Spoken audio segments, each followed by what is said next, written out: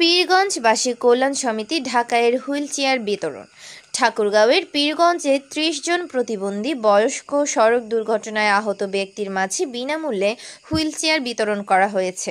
শনিবার দুপুরে পূর্ণিমা কমিউনিটি সেন্টারে পীরগঞ্জবাসী কল্যাণ সমিতি ঢাকায়ের আয়োজনে এসব হুইল চেয়ার বিতরণ করা হয়। আমার অন্তরের অন্তঃস্থল থেকে ধন্যবাদ জানাচ্ছি, বিশেষ করে আমার সম্মানিত অতিথি যারা আমাদের ক্ষেত্রে অনেক মূল্যবান সময় এখানে দিতে আসছে। আসলে আমাদের পীরগঞ্জবাসী কল্যাণ ঢাকার একটা স্বেচ্ছাসেবী প্রতিষ্ঠান। পীরগঞ্জে অনেকে জানেন এবং অনেকে জানেন না।